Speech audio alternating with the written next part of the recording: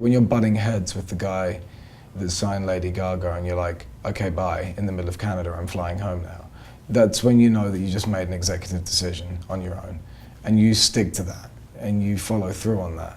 Otherwise, you just made the biggest mistake of your life. And that's why I think a lot of acts kind of lose their minds along the way, because they want to have more involvement. And so sometimes you just have to go away, and let's just see what I am on my own, and that's kind of what I did. All this time, my instincts were only screaming. Last time I came to New York, I had a nervous breakdown. I mean, I was in the New Yorker hotel, and I was in that hotel room the size of, you know, a shoebox for like 5 hours just crying, because there was no control. I had no idea what I was doing. I was engaged, living with somebody in Los Angeles. Then I didn't do that, and after being in LA for 3 years, I came home to London. Yeah, I kind of came back to England, started again after my ridiculous stint in America for 3 years. I mean, it was all inspired by this breakup, but it was to do with a lot of different things that I was trying to get away from.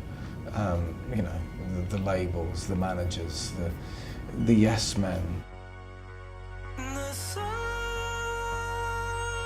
appears, and so do they. I just moved back from the other side of the world to a very minimal situation. And so there was plenty of things to write about. I had no distractions. I didn't have beautiful weather, beautiful people, nice cars, Beverly Hills, none of that. I had Croydon.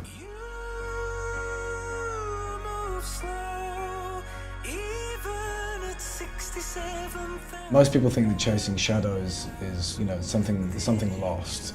But this particular song was not actually about losing a relationship, it was actually about losing faith.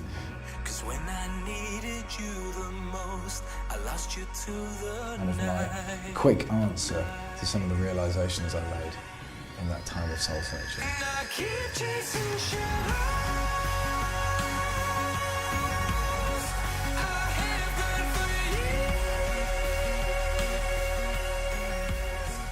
years. You can't really quantify it. I mean, for 5 months I was sitting in a spare room in my grandmother's house in South London producing this album. The month later, I'm now doing this. I'm taking every day as it comes right now. The plan, though, is to get a 4th album done before the end of the year's out. I thought I'd take my head somewhere completely different.